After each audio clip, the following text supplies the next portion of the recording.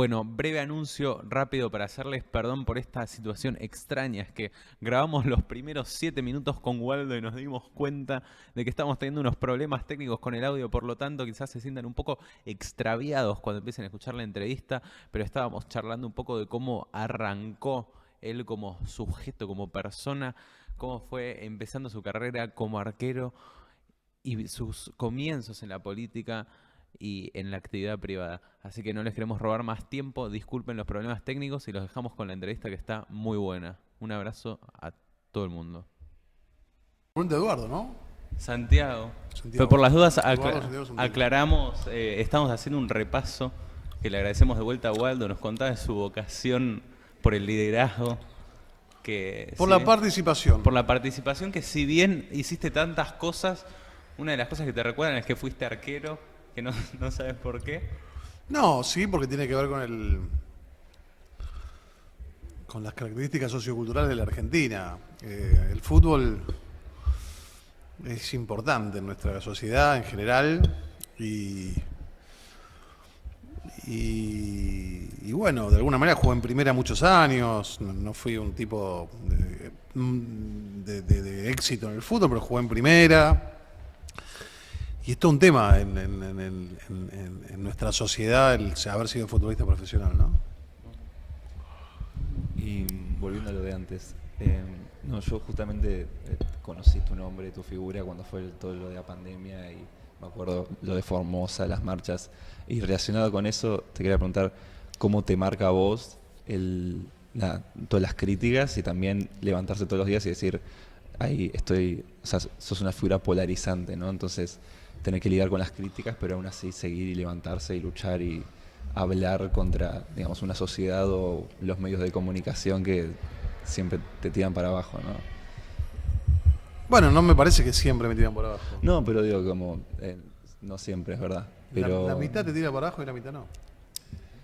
Pero es entender el sistema. Yo creo en el sistema democrático, republicano. Me crié en la política como diputado. 7 años diputado nacional es un tiempo, ¿eh? Y siempre fui un defensor de las instituciones. Por eso es interesante los prejuicios que ustedes tienen y que seguramente cuando termine esta conversación conmigo muchos se van a caer. Porque yo creo que está bien que la mitad de la gente me critique. Eso es que funciona el sistema. Los sistemas fascistas creen que todos tenemos que pensar iguales. Alguien dice algo y todos lo obedecen. El sistema democrático republicano, además con un hemiciclo con 257 bancas, está representada toda la sociedad. Y la sociedad, mientras más democrática, mientras más diversa, más fuerzas en conflicto tienen. Entonces, me parece que cada uno tiene que representar las ideologías, las visiones y los intereses que tiene. Y yo represento muchas de ellas que hacen que mucha gente me critique, que debería ponerme en crisis, que esa gente que me critique, que me critica, me apoye, porque si yo soy un hombre que cree en la alternancia, no puedo creer que Infran, que hace 25 años que está perpetuado en el poder, me apoye. Si soy un hombre que creo en el mundo libre, no puedo querer que el kirchnerismo que se abraza con Nicaragua, Venezuela y Cuba me apoye. Entonces, cuando yo digo algo, sé que la mitad no va a estar de acuerdo y está bien. Me parece que está bien. Recién, Waldo, mencionabas tu paso, bueno, una de las cosas que hiciste en tu carrera fue la Cámara de Diputados, 7 años, ¿no? Más o menos. Eh, ¿Cómo fue esa experiencia y qué tomás de eso? Entre, por ejemplo, no sé, quizás proyectos. ¿Cuál fue uno de los últimos proyectos que firmaste? Quizás también se puede relacionar con la actualidad. La ley de alquileres fue uno de los No, últimos. ese es un prejuicio porque yo la ley de alquileres no la voté. Ah, ¿no la votaste? Ah, mirá. ¿Viste? Esa es una operación de ciertos sectores. Yo la ley de alquileres no la voté. Me abstuve. Ok.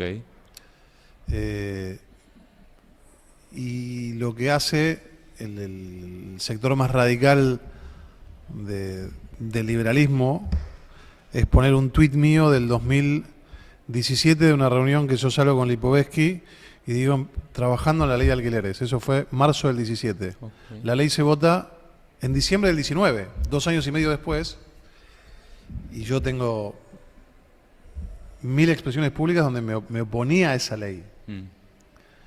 Me abstuve porque en mi espacio nadie votó en contra, porque era un espacio, o sea, abstenerte era votar en contra, porque te la mandó el Ejecutivo. Pero entonces, en esa simplificación que tienen muchos para hacer política y otros para entenderla, dicen, pero vos tenés una foto con Lipovetsky, que tengo foto con Cristina también.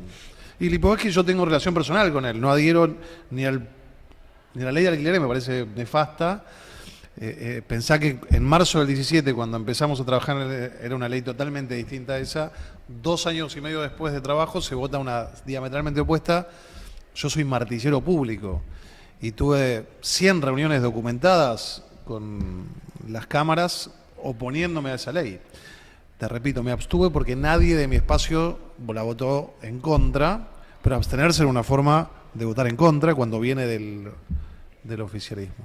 ¿Y vos qué tomas de esa experiencia, quizás esa puja de intereses en tu carrera, como en la Cámara de Diputados? Pero es parte del sistema. Hay una frase que me enseñó a mí un maestro de la política, me decía, si no querés que te critiquen, comprate un par de pantuflas y quédate en tu casa.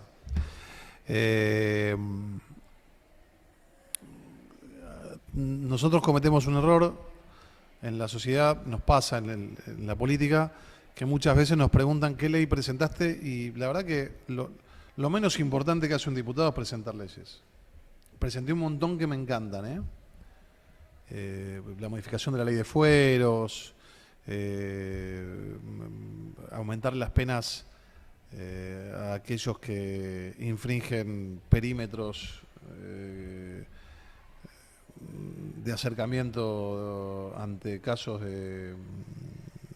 relacionados con acoso sexual y demás, pero en realidad cuando vos sos diputado del oficialismo las leyes te las traen del Ejecutivo y cuando sos de la oposición generalmente no te las aprueban. La función de un diputado para mí es un poco lo que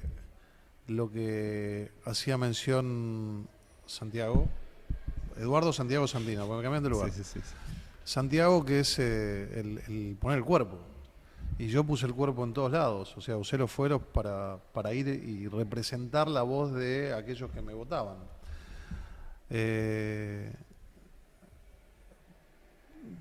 Pero bueno, como te digo, los sistemas no son perfectos, son administrar crisis y conflictos permanentemente.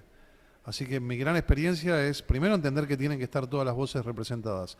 Detesto cuando escucho a la ultraizquierda hablar pestes de la ultraderecha y viceversa.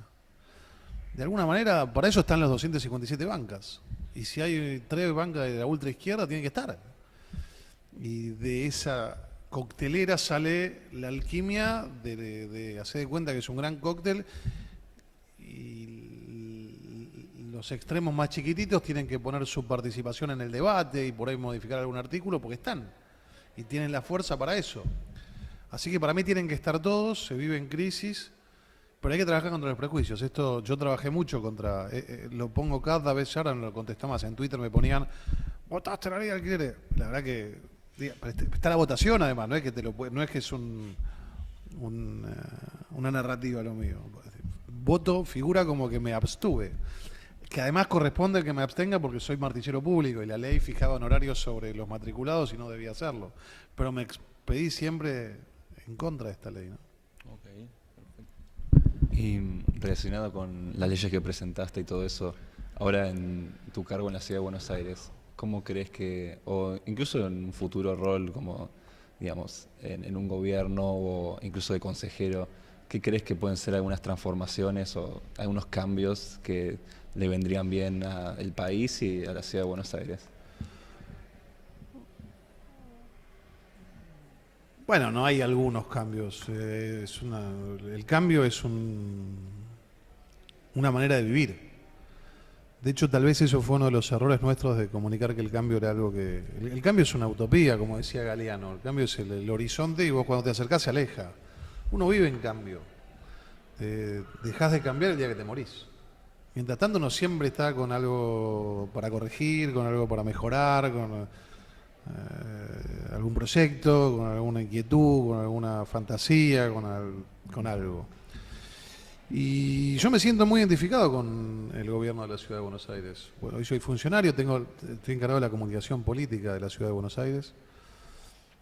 Y yo veo una transformación, más allá del eslogan, el cliché, la transformación no para. La Ciudad de Buenos Aires en los últimos 16 años, que es cuando nosotros hemos sido gobierno, ha sufrido transformaciones permanentes. Te diría que siempre es falible, ¿no? Digo, hay un montón de cosas para mejorar.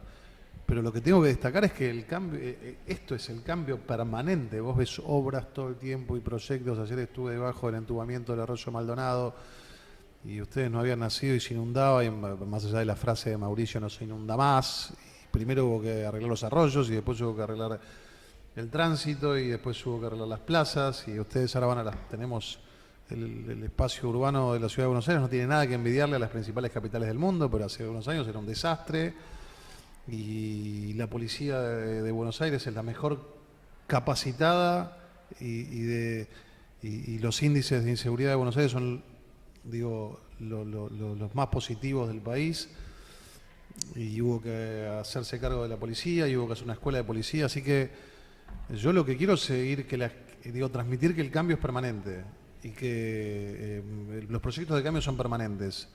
Esos que te dicen que te van a arreglar las cosas en 2 días, eso es mentira. Es un proyecto sostenido con tiempo, con tiempos, con plazos, con flujos, con GANTs, no se cambia de la noche a la mañana. Así que lo que me gustaría es poder transmitirle, poder llevar al país este proyecto de que las cosas con tiempo, con proyección, con trabajo y con una sociedad que te banque y comunicándola bien, se pueden hacer. Lo hicimos en Buenos Aires y se pueden hacer en todo el país. Perdón, ¿Vos crees que, mirando para atrás al gobierno de 2015-2019, lo que falló fue la comunicación? Y además, mirando para el futuro, ¿cómo crees que eso habría que cambiarlo o cómo podrías cambiarlo? Sí, yo tampoco, ya en la media hora que llevamos acá, un poquito menos, espero haberles transmitido que no creo en los absolutismos, en nada. Yo no sé si fallamos en la comunicación. Sí, hoy te digo que hay cosas que las haría distintas, o uno lo hace. Yo creo que tuvimos una experiencia. También tuvimos una experiencia en contraposición con los gobiernos dominantes de la historia, que son de un tinte mucho más fascistoide, si querés, con una narrativa mucho más engolada, mucho más guionada, mucho más épica. Yo soy de la idea de decirle más la verdad a la gente. Nosotros no queríamos transmitir los problemas, tenías la posición de Durán Barba de los globitos amarillos y decir que no hay que hablar de los problemas. Al ciudadano hay que decirle, y si no quieren hacer el cambio, que no lo haga la ciudadanía, digo, pero hay que decirle, hay que animarse a decir la verdad, aunque sea cruda, porque después te chocas con la verdad. Si yo te digo a vos, la inflación la voy a resolver enseguida. Massa dijo, en marzo vamos a tener 3% de inflación, vas a tener en abril el 7%. Ya midió el 7%, la ciudad hoy salió el 7% en marzo. Entonces hay que, y Mauricio también cometimos, ¿no? El error de decir la inflación se baja fácil. No se baja fácil la inflación. Y lo que tiene que ser es un proceso. Lo que yo tengo que lograr es que cada vez que baje no vuelva a subir. Así que el aprendizaje es que la mentira, por más que vos tengas buenas intenciones al mentir, porque decís, bueno, no quiero que la gente se haga mala sangre, tiene patas cortas porque te chocas con la realidad. Si sos alguien gordo y querés adelgazar y te dicen vas a bajar 20 kilos en 20 días, te vas a chocar con la realidad. Es preferible decir, bajá 1 kilo por semana y no vuelvas a subir con este proceso sostenido. Así que yo creo que es un aprendizaje que tuvimos. También éramos una generación que no tenía experiencia en la gestión. Yo no soy el mismo hoy que hace 7 años. Igual que ustedes no son lo mismo que cuando entraron acá. Uno va absorbiendo y la experiencia, decía Bonavena, ahora está de moda Bonavena de vuelta porque está la serie Bonavena, más allá que vos no ves televisión. Bonavena decía que la experiencia es que te regalaron un peine cuando te quedás pelado. pero la experiencia te va dando esa sabiduría. Una cosa sobre la experiencia, recién hace un ratito hablábamos de, bueno, tu presencia en las marchas quizás por la libertad en la cuarentena y a las que te fuiste sumando, que quizás en su momento vos estabas más ligado al sector de Patricia Bullrich. ¿Cómo fue cuando te convocaron del gobierno de la ciudad con Redrado, con Cynthia Houghton? ¿Cómo tomaste esa decisión quizás de pasar de un ala quizás de la oposición a la otra? No tan drásticamente, pero ¿cómo fue esa decisión? No, tiene que ver con esta visión binaria que tiene la sociedad. Yo ayer justo estuve en un programa de América con el pelado Trebuch y me preguntaba, esta misma pregunta que me haces vos, ¿no? Me decía, ¿por qué es con Horacio y no con Patricia? Y yo no digo, no es con Horacio y no con Patricia. Digo, yo no me imagino a uno sin el otro, porque no creo en esta posición binaria, creo en la teoría de los complementarios. Es un equipo, vos necesitas distinta gente. Yo creo que la persona para presidir el país que viene, lo mejor para mí es Horacio, pero eso no quiere decir que Patricia no tiene que estar, tiene un rol importantísimo. Entonces, a mí me parece que hay un sector, el más radical, de los llamados halcones, que se creen que si vos no... es muy primitivo, ustedes por ahí lo pueden replicar esto en cómo, lo que pasa en la dinámica de los jóvenes. Si vos no estás 100% conmigo, no sos mío. Y yo sigo siendo el mismo, si vos ves mis declaraciones son las mismas. Ahora, yo no soy ni de Patricia, ni de los halcones, ni soy de uno solo. Y yo nunca tuve más otra cosa que palabras de reconocimiento para la gestión de Larreta. Y nunca dije que Patricia era mi candidata o que yo pensaba que tenía que ser candidata a presidenta. Creo que hay un momento donde caminamos juntos, ella con su volumen político, que es mucho más alto que el mío, y yo con el mío. Y cuando hubo que elegir para presidente, yo elijo a Horacio, pero la reivindico a Patricia. Entonces me parece que el liderazgo siempre es en soledad. Siempre es en soledad. Porque decía Sanguinetti, expresidente de Uruguay, que aquellos que lideramos no debemos ser espejos de nuestra sociedad, debemos ser faros de nuestra sociedad, vos tenés que ver luz donde no hay. Y yo estoy convencido de lo que veo. Esta visión binaria, ¿es Horacio o Patricia? Son los dos. ¿Sos halcón o paloma? Y a veces soy halcón, a veces paloma. Hoy acá con ustedes soy un tipo amigabilísimo, y si salgo afuera y alguien me viene a robar la vacuna, me agarro a trompadas. Todos somos halcones o palomas en nuestras vidas, depende del momento, depende con quién, depende qué estás defendiendo. Sumado a que para un equipo necesitas las dos cosas. Ustedes me preguntaban, fui arquero, pero no la pueden agarrar todo con la mano. Necesito un 10 que la pise, un 2 que cabecee, un 5 que levante la cabeza, un 9 que haga goles. Así que yo no tuve ningún traspaso, yo soy esto. Y alguna gente, con una concepción muy binaria y muy primitiva, me pasa que me dicen, me desilusionaste. Y es como que me encuentre ahora con alguien y me diga, sos pelado, me desilusionaste, pero era pelado hace 6 meses también. No, pero para mí tenías manera, es un problema tuyo, yo siempre fui el mismo.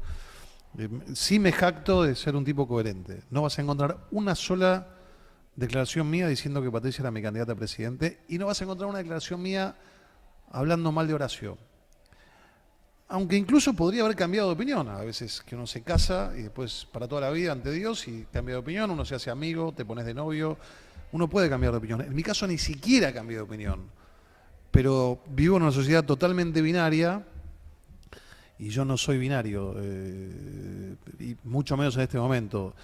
Tiendo a creer mucho más en los equilibrios. Ok, una cosita, recién hablábamos de seguridad, y para hablar un poco de coyuntura actual nacional más precisa, es inevitable en estos días preguntarte sobre lo que pasó con Bernie en la ciudad, en el límite, en la General Paz, en el reclamo de la UTA y los colectiveros después del asesinato. ¿Cómo lo viste como secretario de Asuntos Públicos? Primero aclararte, ¿ustedes saben cuál es mi función en la ciudad? ¿Saben lo que es la secretaría? Sí.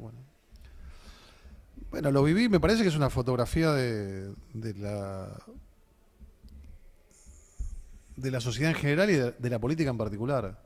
Bernie simboliza toda una serie de valores que están en las antípodas en los que creo yo y la gran mayoría de mi espacio, ¿no? Primero, ese personalismo exacerbado de descender a él y él va a resolver el problema. El problema se resuelve con una política. No se resuelve con él bajando en helicóptero. Número uno. Número dos, infringe todas las leyes y las normas. Bajas,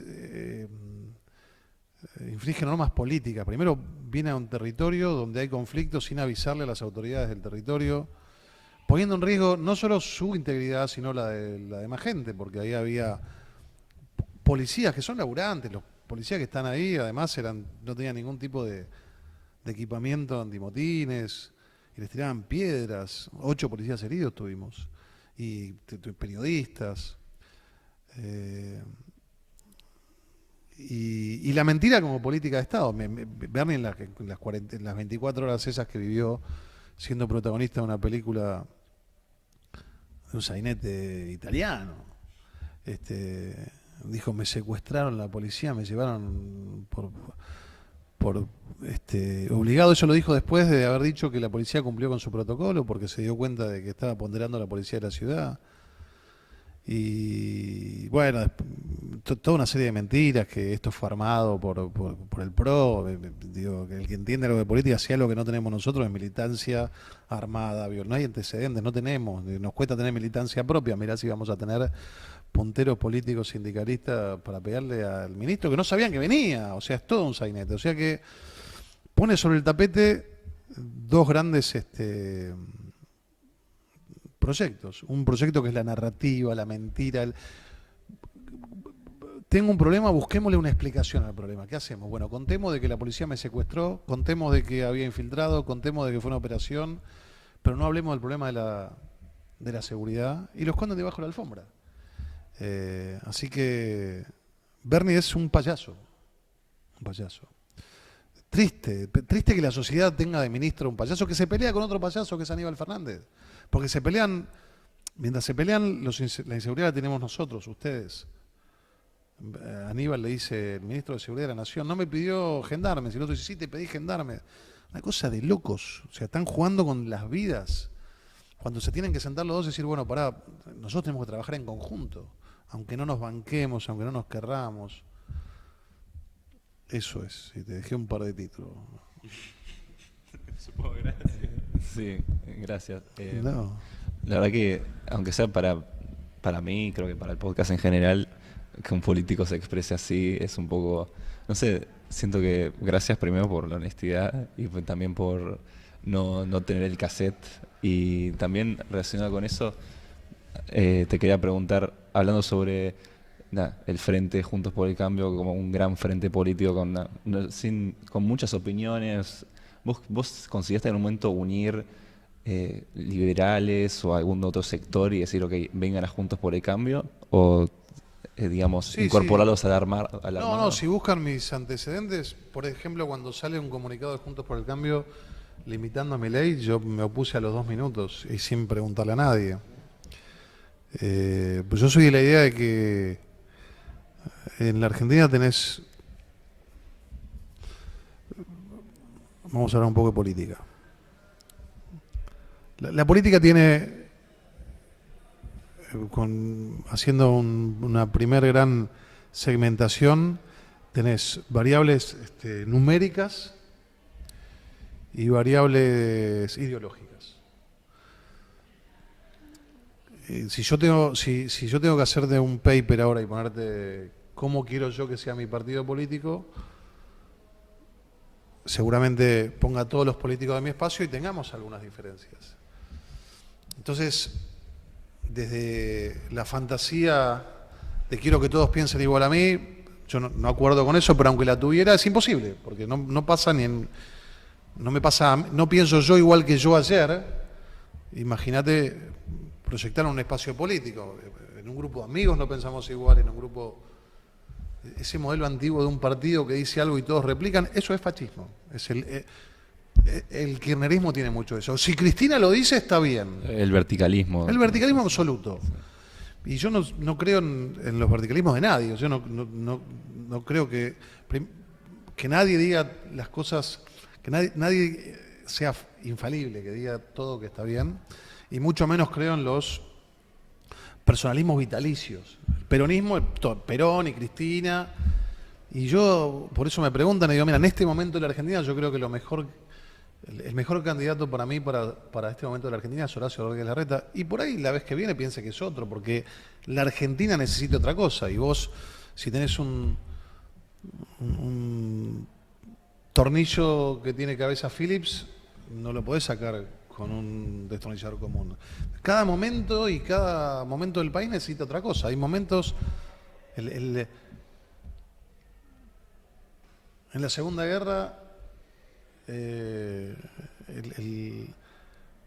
Gran Bretaña eligió a Churchill. Lo tuvo 70 años como un político marginal y lo eligió para comandar uno de los momentos más trágicos de la historia, la Segunda Guerra Mundial. Terminó la guerra y lo sacó.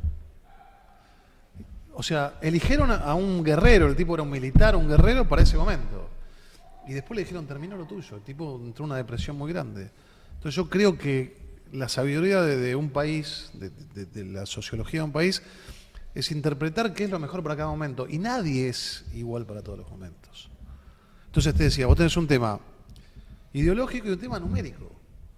Para gobernar, entonces tengo, si no todos piensan como yo, reunirme con los complementarios.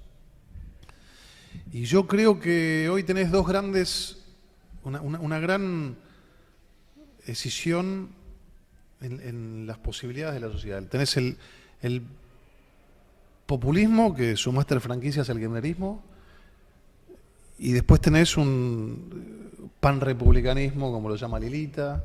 Mauricio dice que hay que ampliar el espacio, Horacio dice que es el 70%, yo llamo que hay que terminar con la grieta de este lado de la grieta. Creo que desde socialdemócratas hasta liberales nos podemos poner de acuerdo en algunas cuestiones básicas para que el populismo no se perpetúe en el tiempo, porque creen en la disolución de las instituciones como las conocemos y creen en la perpetuidad, no creen en la alternancia, por eso ponderan a Formosa de Insfrán. Y yo creo que hay una serie de puntos que nos podemos poner de acuerdo con nuestras diferencias complementarias. Son 4 puntos. Te lo voy a nombrar en 6 tribus partidarias. Liberales, socialdemócratas, vos escuchás a Milei hablar de los radicales, los odia. Y los radicales también lo critican a Milei. Tenés las halcones y las palomas, que esta es la más primitiva de todas. ¿Se puede decir la palabra boluda? Es la más boluda de todas. Sí, sí. ¿Sos halcón o sos paloma? Yo me siento en el jardín de infante, ¿viste? Si, ¿no? ¿De qué salita verde o salita... o salita amarilla. Y tenés a los peronistas republicanos y a los gorilas, ¿viste?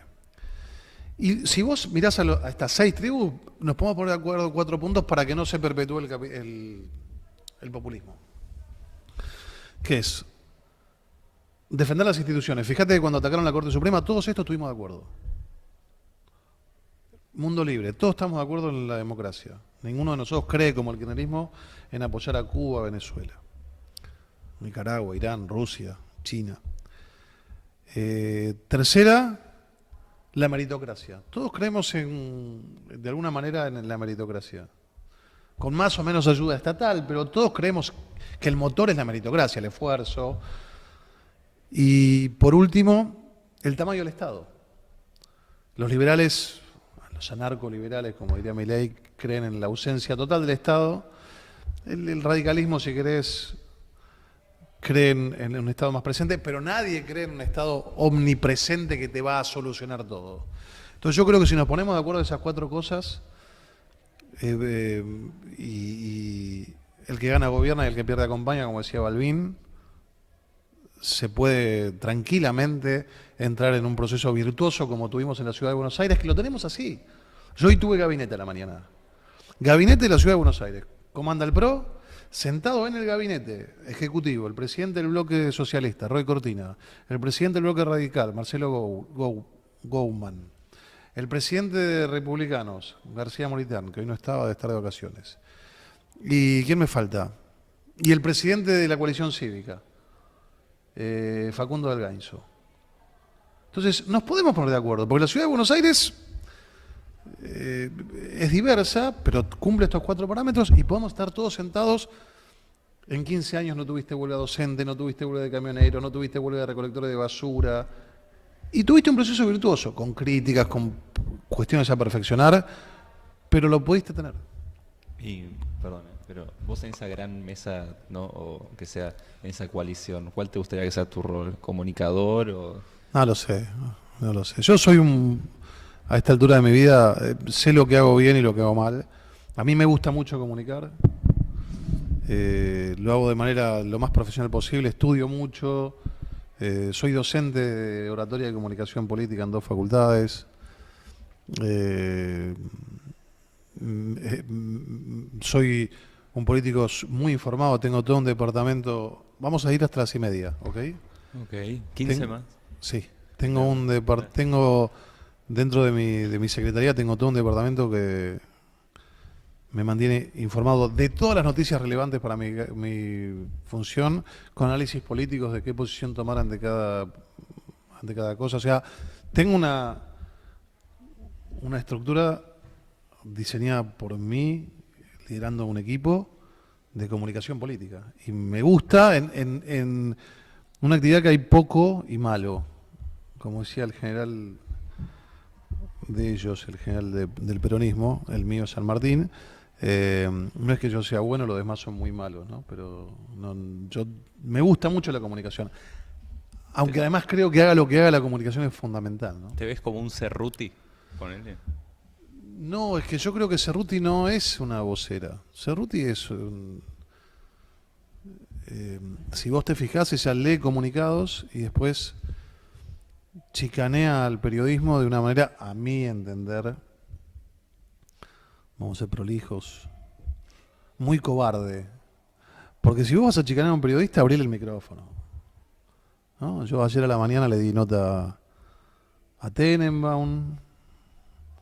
A la noche estuve con el pelado Trebuque en América. No voy a La Nación nada más, que por ahí es un canal más amigable con nuestro espacio. Entonces, si vas a hacer comunicación política y vas a dar el debate y la batalla cultural, que es una parte de la función de mi cargo, abrir el micrófono, bancátela. Y andá sin cassette. Yo una de las cosas que me jacto y me siento profundamente orgulloso, vas a encontrar un montón de periodismo que no me quiere, y está bien. Pero nunca vas a encontrar un periodista que le condicione antes una entrevista. Nadie... esto es muy común en la política. Te pacto la entrevista, ¿qué me podés preguntar y qué no? Pregúntame lo que quieras. Ok. Bueno, ahí hablábamos quizás también un poco del futuro. Y me gustaría saber cómo ves a la ciudad en estas elecciones, qué crees que le hace falta y cómo crees que estaría bueno que se articulara con Nación. Bueno, primero, a mí me gustaría que seamos del mismo espacio político, pero aunque no, me gustaría que en el Nación haya un espacio político que se comunique con la ciudad. Ustedes ven esta guerra, la ciudad, nos sacan la coparticipación, nos mandan los piquetes, pero además ese lenguaje tan provocativo, ¿no? Tanta envidia, tanto resentimiento.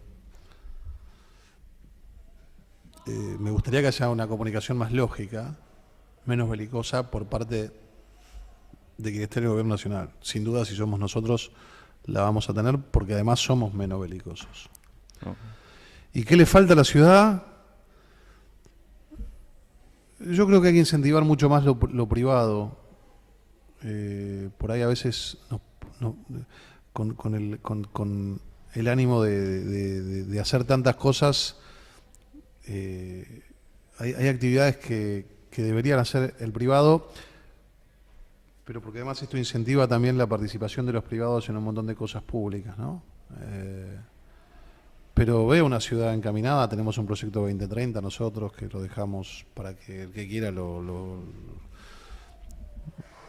analice aquellas cosas que pueden seguir llevadas adelante. Yo estoy trabajando con Jorge Macri en la Ciudad de Buenos Aires, espero que sea el jefe de gobierno, pero me parece que sea quien sea nuestro espacio va a mantener esta misma línea de no creer que las cosas se cambian de la noche a la mañana y de un proyecto sostenido, ¿no? Sí, ¿me puedo permitir una preguntita más a modo personal?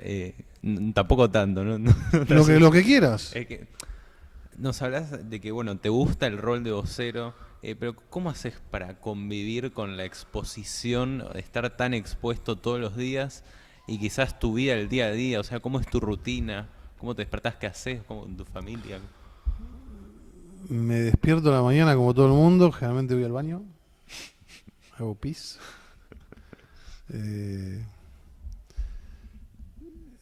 tengo algunas cuestiones. Yo, si te fijas, hace 7 años que estoy en la política nacional y no vas a encontrar ningún posteo de mi familia.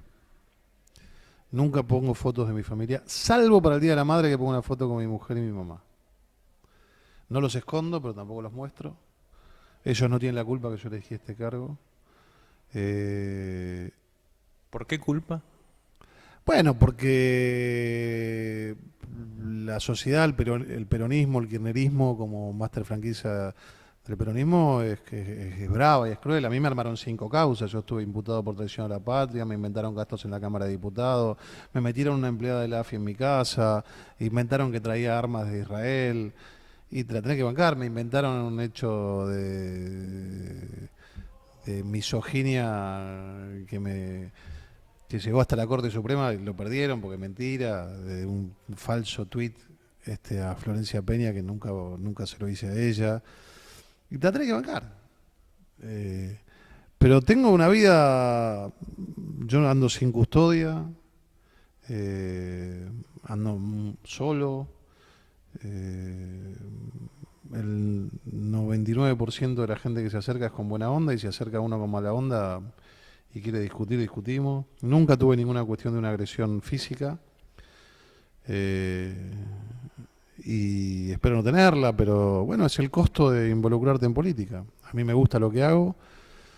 Tengo un rol, como vos decís, al ser comunicador estás mucho en los medios y seguramente en esta campaña esto se acreciente muchísimo. Pero yo no lo hago por eso, eso es una herramienta para mí. Yo, en mi actividad privada sigo siendo el mismo, no he cambiado de amigos, sigo y muy bien casado con mi mujer de toda la vida, y trato de hacer la vida más normal del mundo con mi familia. A la noche ceno en mi casa, no paro en todo el día, pero mantengo en mi actividad familiar mis mismas costumbres. Los fines de semana generalmente hago lo mismo que suelo hacer. Los sábados juego al golf, que me gusta mucho. Y en la semana, cuando puedo, 2 o 3 veces por semana voy a caminar yo vivo en Vicente López, por el río, tempranito. No es un tema para mí ser conocido. Ni lo disfruto ni lo padezco. Es parte del juego y me la banco. Sí. Si Santiago me concede una cosita más, El tipo te agarra el micrófono, ¿viste? Metele un codazo. me lo monopoliza. Metele un codazo. Dale.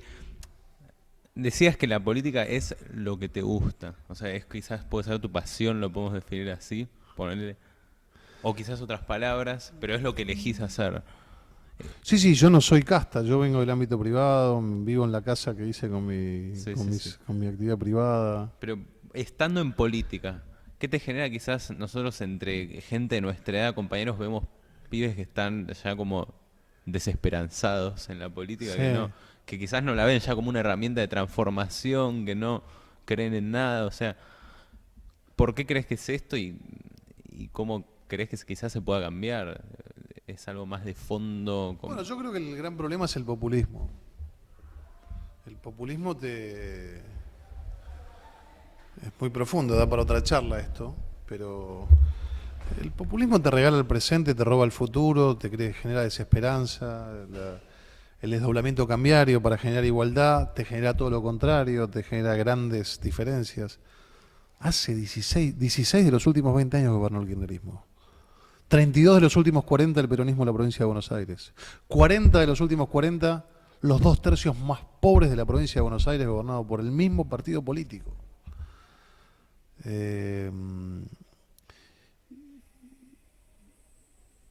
Y me apasiona la posibilidad de transformar, y yo veo que se puede transformar. Ve la ciudad de Buenos Aires, se transformó la ciudad de Buenos Aires. Y yo creo que se puede transformar. Y tengo una muy buena relación con Javier, que lo quiero mucho, con Milei, pero me parece peligroso decir que estas cosas se solucionan de la noche a la mañana.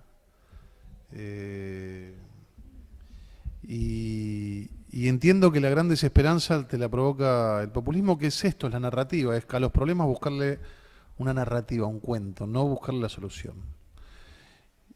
Y me parece que hay que dar esta batalla y que yo soy uno de los que la da, ¿no? De de dar la discusión y demostrar que las transformaciones se pueden hacer y con la política convencional. No me gusta las generalizaciones. Entonces cuando dicen la política, ¿cuál política? La de la Ciudad de Buenos Aires ha sido muy buena. Es más, no hay casi nadie que no esté fanatizado que la cuestione. Después a alguno le puede gustar la tendencia, la ideología, pero nadie te puede cuestionar la transformación que sufrió la Ciudad de Buenos Aires. A algunos les gustará de otra manera o ideológicamente otras cosas, pero no te la pueden cuestionar. Nadie te puede cuestionar que tenemos el índice de homicidio más bajo de la Argentina, y más bajo de la historia, y más bajo de América Latina, y la segunda capital con más bajo índice de homicidio del mundo. No se pueden fraguar los homicidios. Nadie te lo puede cuestionar. Tenemos el índice de mortalidad infantil más bajo de la historia en la Ciudad de Buenos Aires. Tenemos los espacios públicos más lindos de la Argentina. Y esto se hace con un norte, con trabajo y sin prometer cosas extrañas y sosteniéndolo en el tiempo. Así que mi idea es que los jóvenes entiendan de que no hay fórmulas mágicas.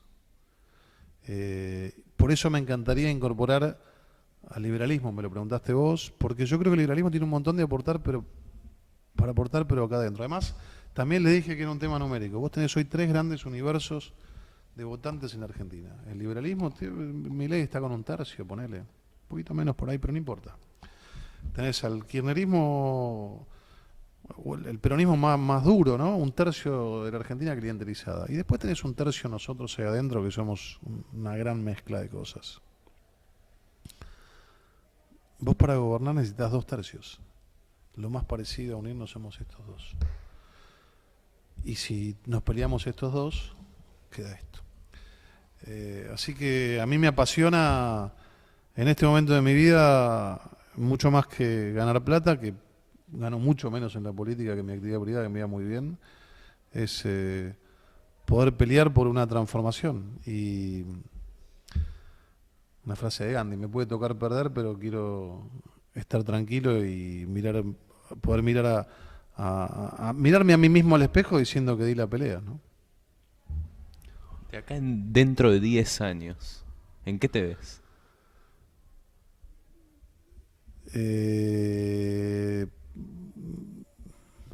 Muy posiblemente con un programa periodístico sin cassette, sin pauta. Retirado de la política y aportando desde ahí. Me parece que después de la política viene eso, sí. O sea, ya es un plan a futuro. No, pero siempre es una fantasía que tengo. El día que deje la política formal, que algún día la dejás. No creo, así como fui futbolista un tiempo, y fui piloto un tiempo, y fui empresario un tiempo, hoy estoy muy abocado a la política, y en algún momento tenés que correrte y darle la posibilidad a otro. Y me encantaría hacer un programa como hay pocos, que es sin pauta. Entonces, si no tenés pauta, decís lo que querés.